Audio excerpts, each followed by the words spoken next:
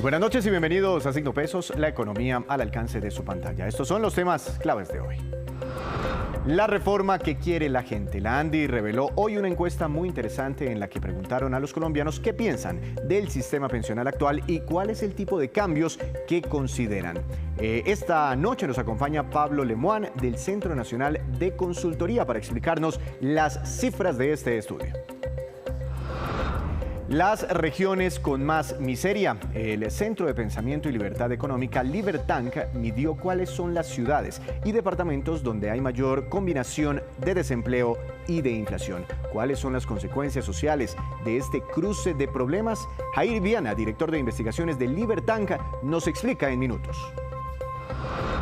El mercado de los influencers. La Universidad del Rosario entregó un estudio sobre los llamados influenciadores de las redes sociales y su rol en la promoción de marcas y de productos. De paso, entregó recomendaciones para las empresas que requieran contratar sus servicios. Les tenemos las conclusiones.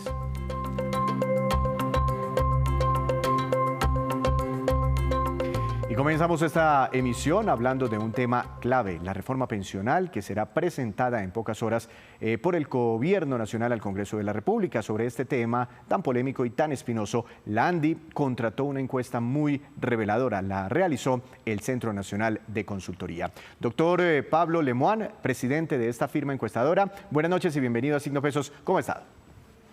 Buenas noches. Un gusto estar acá, Víctor. Gracias por la invitación. Doctor Lemoine, vamos a empezar con esta gráfica que obtuve de los resultados de la encuesta que ustedes hicieron para la ANDI. Y básicamente preguntan ustedes a los colombianos o a los encuestados sobre la libertad para escoger el régimen pensional. Y aquí veo en amarillo una mayoría del 78%, donde las personas dicen que prefieren tener esa libertad. ¿Qué conclusión obtienen ustedes? ¿Qué quisieron preguntar aquí? Bueno, tal vez lo primero que hay que decir es que las personas consideran, y también está en el estudio la respuesta, el 90% considera que las pensiones son una inversión, ¿sí? De ahí vienen como el resto de respuestas, porque las personas prefieren, digamos, que dado que es una inversión, tener la libertad para escoger dónde hacer esa inversión, si en el fondo privado o en el fondo público, digamos, por pensiones. ¿Sí? Eso es como lo primero. Entonces las personas quieren poder decidir. Un 78% prefiere decidir contra un 22% que prefiere que el gobierno elija por ellos. Entonces una mayoría prefiere decidir. Ahora, esto me imagino está en línea con una de las propuestas de la reforma pensional, en línea, hablo de la pregunta, no de los resultados. Una de las ideas que tiene la reforma pensional y es obligar a muchos, a miles de trabajadores colombianos a realizar aportes en Colpensiones, ¿verdad? Sí,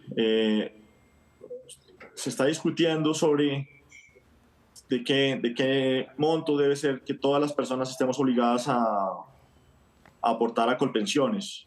Sí, esa es una discusión que se está teniendo, pero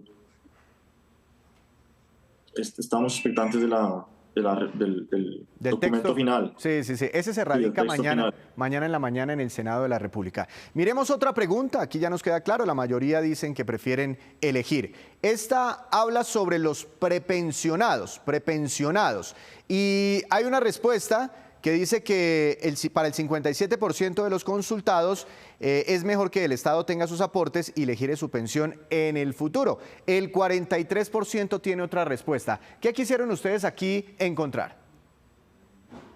Sí, creo que ahí lo primero que hay que decir es que las personas cuando están cerca a pensionarse, tienen como una similitud diferente, pero ahí hay que decir que ahí hay un error, porque es al revés, ¿no? El 57% cree que un fondo de pensiones prefiere que un fondo de pensiones especializado maneje sus inversiones y tenga sus aportes y le gire su pensión en un futuro, y 43% que sea el Estado. Pero sí, lo que uno ve es que cuando se le pregunta a las personas como hacia un futuro lejano, las personas prefieren que sea un especialista el que maneje sus pensiones y no que esté en un fondo general. y cuando a medida que se acerca aumenta la proporción de personas que prefiere que es indiferente, por decirlo de alguna manera, sí, un 57%. Cuando nosotros le preguntamos a las personas si usted prefiere que el ahorro de la pensión se destine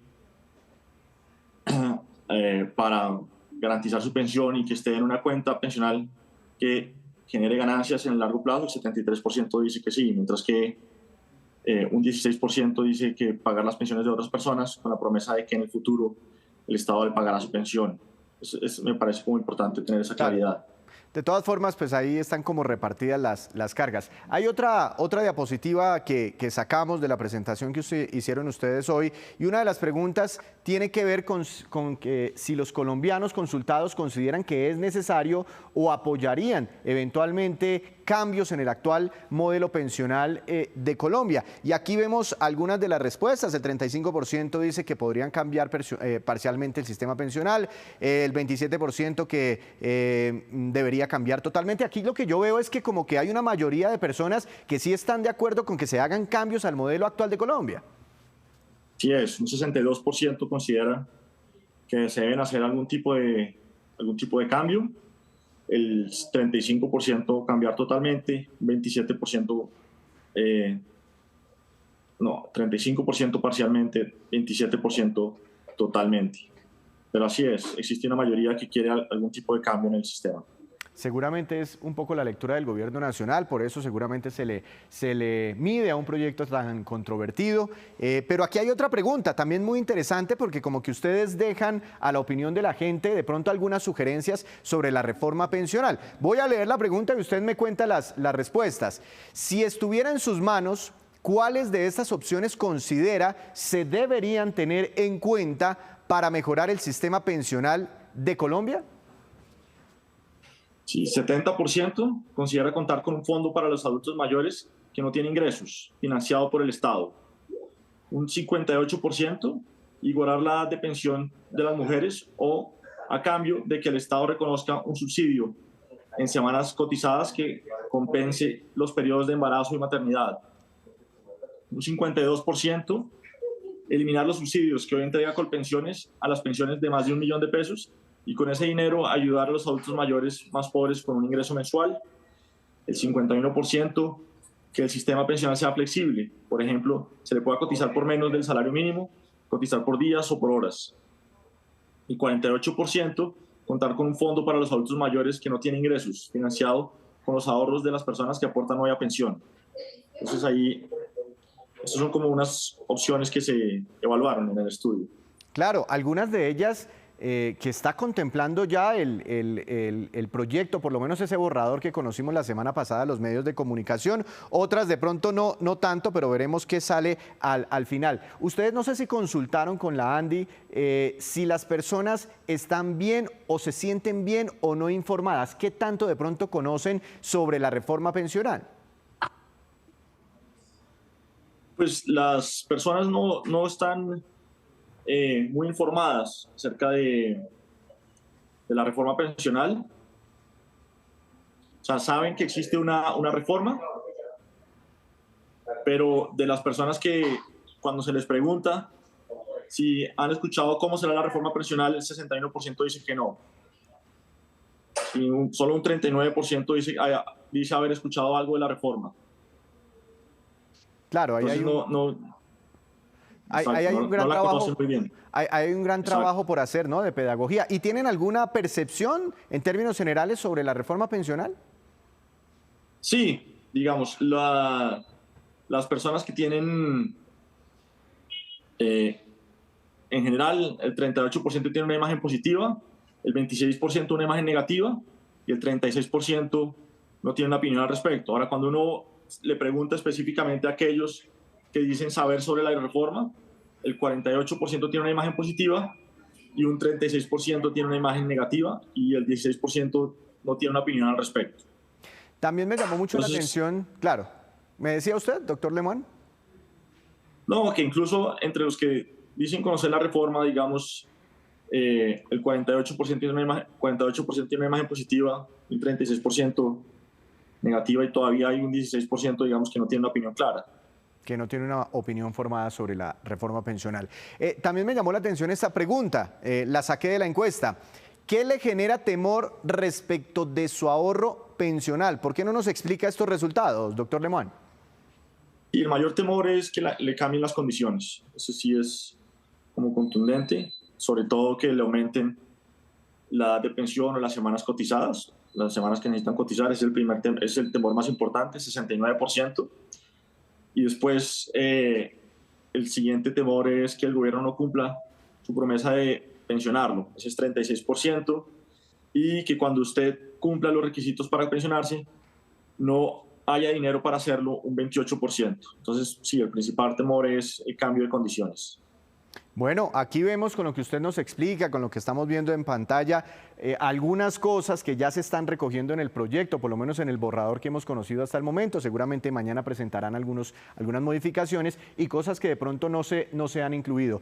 Para ustedes, desde la ANDI, desde el Centro Nacional de Consultoría, estos resultados, ¿qué le deberían indicar al gobierno nacional?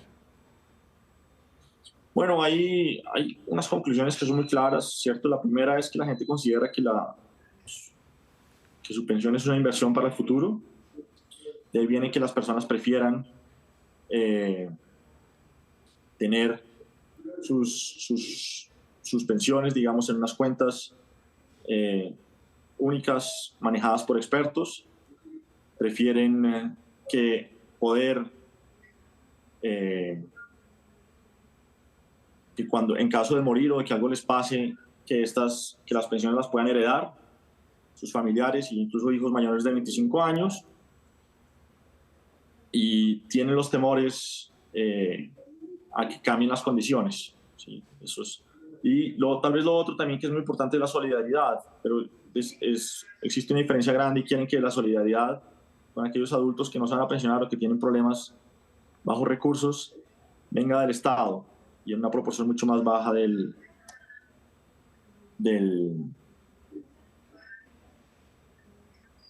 los ahorros pensionales de ellos.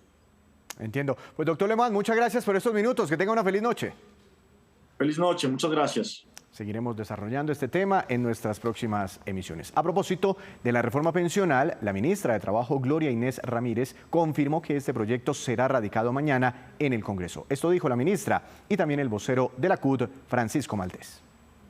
Bueno, hoy estamos muy contentos con el trabajo que hemos venido realizando en esta mesa de concertación nacional de la reforma pensional, donde de manera juiciosa y rigurosa hemos venido trabajando todos los días. Llevamos casi 4 semanas de trabajo intenso y en las 3 sesiones de la mesa de concertación hemos mirado uno a uno la manera de que efectivamente podamos beneficiar a más y más colombianos para que tengan el derecho a la pensión. Hoy es muy importante decir que efectivamente hemos logrado el sistema de pilares, que es un cambio cualitativo, es decir, pasamos de un régimen que estaba en competencia y paralelo a un régimen unificado en el sistema de pilares. Y esto nos va a garantizar que, a diferencia de lo que ocurre hoy, que por cada 4 adultos mayores solo uno alcanza la pensión, de que efectivamente este derecho lo extendamos a muchos más colombianos y colombianas. Hoy en esta mesa de concertación hemos acogido con 3 corchetes nuestra reforma pensional, que será radicada mañana a las 11 de la mañana en el Senado de la República. Así es pues que los invitamos a todas y que nos acompañen y dialogar sí paga. Con esta reforma pensional se amplía de una manera sustancial la cobertura en pensiones y se comienza a pagar la deuda social con los adultos mayores de 65 años sin posibilidades de pensionarse. Esa es una de las grandes importancias de esta reforma pensional. Hacemos una breve pausa, pero cuando regresemos espere cómo va la colocación de créditos de leasing en Colombia. Ya les contamos.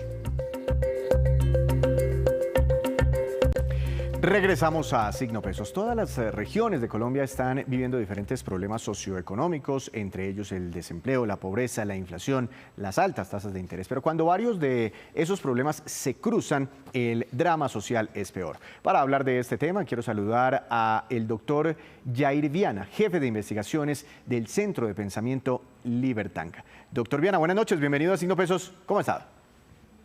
Buenas noches, Víctor. Muchas gracias por la invitación. Muy bien, muchas gracias. Un poco preocupado por la miseria en Colombia. Gracias por el espacio. Es que a nosotros también nos preocupa, por eso los llamamos, además porque ustedes hicieron una publicación muy interesante. Crearon el índice de miseria que, según tengo entendido, hace comparativos entre los departamentos de Colombia. Yo tenía entendido también que existía un indicador parecido, pero para hacer comparaciones entre los países. ¿Qué están midiendo ustedes aquí? ¿Qué están construyendo? Claro que sí, Víctor. Lo que hicimos fue bajar el indicador que compara la miseria entre los países y lo llevamos a compararlo entre departamentos para tener una foto más visible de qué es lo que pasa en las particularidades. El índice de miseria compara las tasas de inflación que afrontan los ciudadanos de cada departamento con sus tasas de desempleo, porque la tasa de inflación que nos da el DANI a nivel nacional no es la misma para todos los departamentos. Por ejemplo, en el Cesar, el Tolima y la Guajira, la inflación es mucho más elevada que en Antioquia, Caldas o Magdalena, al igual que sus tasas de interés. Así que esto nos brinda una visión muy general y mucho más clara sobre la salud económica y financiera que tienen los ciudadanos de estos departamentos. Es decir, si encontramos una zona del país donde la inflación sea más alta que en el resto del país y donde su tasa de desempleo también sea más alta frente al resto del país, vamos encontrando este indicador de miseria, según lo entiendo. Claro que sí, en la medida que la inflación y la tasa de desempleo sea más alta en el departamento se cataloga como con mayor índice de miseria, porque los ciudadanos tienen menos condiciones económicas y financieras para afrontar el día a día. Es decir, con lo que se compra una bolsa de leche en Antioquia, no alcanza para comprar la misma bolsa de leche en el Tolima o en la Guajira, porque la inflación es muy alta y el desempleo también. Ahora, aquí estoy viendo un mapa de nuestro país, de Colombia, donde se resaltan algunos departamentos con color más o menos rosado. En algunos el rosado es un poco más intenso que en otros. ¿Qué significa? En la medida que el color sea más oscuro, con una tonalidad más alta, el departamento es más miserable, es decir, tiene más inflación, más desempleo. En la medida que el tono sea más bajo, más claro, el departamento goza de mayor salud o mejor salud financiera y económica. Los departamentos en gris son departamentos de los cuales no se hallaron datos disponibles para realizar la medición, lo que deja por fuera otros departamentos que también tendrían presuntivamente índices de miseria más altas como el Chocó o el Amazonas. Claro, aquí estoy viendo, bueno, estaba viendo que no tienen ustedes coloreado al departamento del Amazonas, tampoco al Chocó. Bueno, mayor miseria, y destacan ustedes departamentos como La Guajira, Tolima y Cesar. ¿Qué encontraron allí? Encontramos que la formación de empleo en el Tolima, los departamentos más miserables, es muy precaria, es decir, altas tasas de informalidad, altas tasas de desempleo y una muy baja cobertura del sector privado. No hay incentivos ni un escenario seguro para que la inversión privada se pueda establecer allí a generar empleo, bienestar y riqueza para toda la sociedad. Por otra parte, encontramos que hay departamentos como Antioquia, Caldas, Magdalena o Risaralda que tienen un mejor entorno y más amigable para la formación de nuevas empresas. Por eso es tan importante facilitar la creación y formación de empleo a partir de bajas tasas impositivas y también facilidades en el esquema regulatorio del mercado laboral para que más personas salgan de la miseria en nuestro país. Miremos entonces, usted ya los menciona, los departamentos con menor índice de miseria, Antioquia, Caldas y Magdalena. Mi pregunta es si son muy grandes las brechas entre los departamentos, las zonas que tienen un mayor índice de miseria frente a estos tres. ¿Las brechas son muy grandes? En general, encontramos una brecha de aproximadamente 10% entre el menos miserable y el más miserable. Es decir, nuestro país en general no es que sea muy diferente entre sí. Ese 10% es explicado principalmente por la atracción de capitales y las medidas que se toman en cuanto a seguridad, estabilidad de los inversionistas para la formación de nuevas empresas. Pero en general, en visión general, si comparamos a nuestro país con los de la región, Colombia es un país que lleva una senda de crecimiento de la miseria, es decir, de la inflación y el desempleo.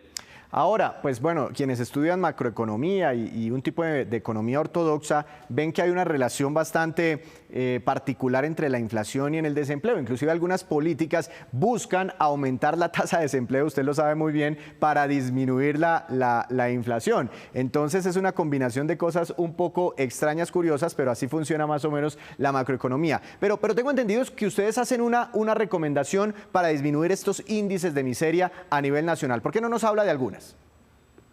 En general hacemos 3 recomendaciones puntuales: la reducción de la intervención del gobierno en la economía para evitar las distorsiones y que los empresarios, los emprendedores y los inversionistas del extranjero tengan un marco regulatorio y de reglas, un marco de juego claro y estable. Estar cambiando la regulación es como iniciar un partido de fútbol y poner reglas a cada minuto. Nos concentramos más en cumplir las reglas que en producir y generar riqueza y bienestar para la ciudadanía. Por otro lado, es el fomento de la inversión privada a partir de un marco regulatorio y también de un clima favorable para los inversionistas. Dejar de ver al empresario como una bestia que hay que atacar y verlo como lo que es, el caballo que tira del carro del progreso. Por último, el fomento de la educación y la capacitación laboral para que las personas de los departamentos más miserables en términos económicos puedan tener más herramientas para afrontar el día a día económico y cambiante de la tecnología y el mercado abierto en nuestro país para poderle sacar el mayor provecho.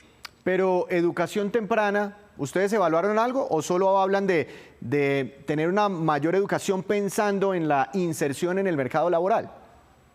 Totalmente. Enfocar los esfuerzos que se dan en educación pensando en el mercado laboral presente y futuro. Las universidades deben actualizar mucho más rápido sus currículums, pues el mercado es cambiante y tenemos pensum en universidades que no se actualizan hace más de 15 años. Lo que dice que nuestros profesionales están rezagados frente a los profesionales del mundo y ahí tenemos que empezar a utilizar todas las herramientas que tenemos disponibles. Por otra parte, no solamente la educación universitaria, sino también las técnicas, las tecnologías, incluso la formación dentro de las empresas. Y para esto necesitamos mayores incentivos para los empresarios, para que los empresarios formen a sus propios trabajadores y potencien sus capacidades, y también menores brechas y menores barreras de entrada para que las personas informales y los desempleados se puedan introducir en un mercado laboral que es muy rígido, con normas de juego más bajas, no incrementando la regulación laboral, sino antes disminuyéndola. La política pública debe estar pensada en quitar barreras, no en poner más. Ahora que usted habla de regulación laboral, estamos en pleno trámite de una reforma en el Congreso de la República. Esa reforma ya entró hace unos días,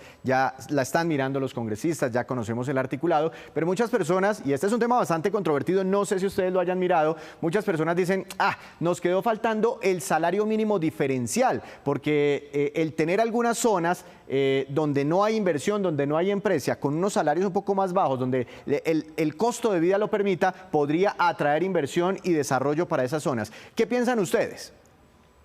Desde Libertad hemos adelantado la iniciativa y una propuesta que ya está esquematizada, que pueden consultar, sobre un salario mínimo diferencial por regiones, porque como bien decías, Víctor, la realidad económica y financiera de La Guajira es muy diferente a la que se vive en Cundinamarca o en Antioquia, y como es tan diferente, las empresas deben adaptarse. Por eso es tan importante un salario mínimo diferencial que permita que más empresas se creen, más empleo se genere y que la informalidad disminuya en la medida que se genera más empleo y oportunidades para todos. Y eso es muy importante porque el salario mínimo a nivel nacional beneficia a las ciudades principales, pero afecta a las regiones, porque tiene una condición económica totalmente distinta. Esto es una iniciativa y una propuesta que no solamente hemos hecho nosotros, sino que también se ha hablado ya desde el Banco de la República.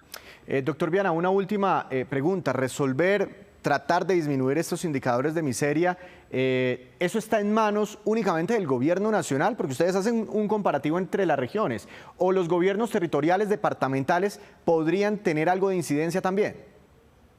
Totalmente, la incidencia involucra a todos los actores, los empresarios regionales, el gobierno central y los gobiernos regionales, pues entre todos deben de buscar la mejor alternativa para cada departamento que se adapte a sus particularidades. Por eso es tan importante que los alcaldes y los gobernadores hagan una petición y se hagan sentir al gobierno nacional, porque hay muchas regulaciones y muchos proyectos que los van a afectar directamente, no solamente a su territorio, a los impuestos que recaudan, sino a sus ciudadanos. Y la miseria va a aumentar en la medida que haya menos empleo disponible, menos empresas, y que la inflación siga subiendo. La inflación licúa el ahorro y afecta a los más pobres, porque el pobre le cuesta mucho más un punto de inflación que el rico. Así que la inflación es un impuesto contra los pobres, y es allí donde los gobiernos locales, las empresas, los trabajadores, los desempleados deben unificar una voz para pedir aquellas cosas que favorezcan el desarrollo y el crecimiento económico de cada región. Doctor Viana, muchas gracias por contarnos estos resultados. Una feliz noche. Hasta luego, muchas gracias. Son los resultados del estudio de miseria interdepartamental en nuestro país que hace Libertanca. Hacemos otra breve pausa, pero ya les contaremos cuál es el ranking de los países de la región con mayor sobrepoblación carcelaria. Ya volvemos. Y regresamos nuevamente a Signo Pesos con esta que es la cifra económica del día. 71,6 billones de pesos y corresponde al valor que tuvo la cartera de leasing en el país al cierre del mes de diciembre del año 2022. Significa, según las cuentas de Asobancaria, un aumento del 12% frente a diciembre de 2021. Este reporte incluye las modalidades de leasing financiero, operativo y habitacional. Un estudio conjunto de la Escuela de Administración de la Universidad del Rosario, la Universidad del País Vasco y la Universidad Técnica Federico Santamaría de Chile revela la creciente importancia de estas personas en la promoción de productos y de marcas. Pero además señala que los influencers deben procurar que sus valores sean compatibles con la marca que están promocionando. Sobre el tema nos explica detalles Mario Paredes, vicedecano de la Escuela de Administración de la Universidad del Rosario. Para 2023, el mercado de influencer marketing estaba valorado en 21 billones de dólares, con un crecimiento del 30% en relación al año anterior. De acuerdo con Digital Marketing Institute, 4 de cada 10 jóvenes dicen que su influencer favorito les entiende mejor que sus amigos. Según Remitly, ser influenciador ocupaba el primer puesto de los trabajos más soñados en Colombia y varios países de América Latina. Es por ello que el fenómeno de influencer marketing ha cobrado relevancia y es importante su estudio. En nuestra investigación, las marcas deben alinearse con el estilo de vida de los influencers para la conexión de estas con sus seguidores. Analizamos 3 variables. La primera es la adoración al influencer, que está relacionada con un alto apego emocional que desarrollamos por los influenciadores. Y esto tiene una relación positiva con la autoconexión de marca, que significa incorporar las marcas dentro de nuestro ser para enviar un mensaje a los demás. La segunda es la envidia buena. Y es ese sentimiento de querer aspirar a ser como el influencer, querer imitar esos comportamientos. Esto refuerza la adoración y hace que queramos autoconectarnos más con las marcas que promueve el influencer. Y finalmente, la orientación competitiva, que significa qué tan competitivos o cooperativos somos. Y las personas con mayor grado de orientación competitiva son más susceptibles a adoptar esos mensajes promovidos por influenciadores favoritos, dado que están más conscientes de las ventajas del estilo de vida y aspiran a imitar sus logros. Esta investigación tiene diferentes implicaciones prácticas.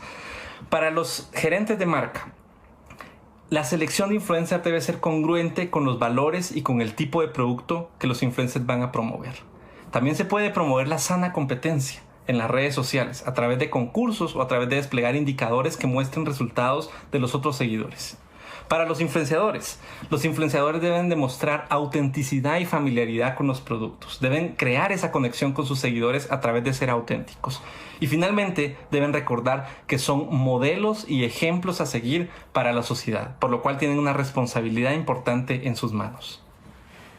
Y antes de despedirnos, los dejo con este dato. Según un estudio internacional, los siguientes son los países de América Latina con mayor superpoblación en las cárceles. Haití tiene 454% de población carcelaria, Guatemala 357%, Bolivia 263%, Perú con un sobrecupo del 212% y en quinto lugar Honduras 195%. Como referencia, Colombia está mucho más abajo en esta tabla con apenas el 20% de hacinamiento carcelario.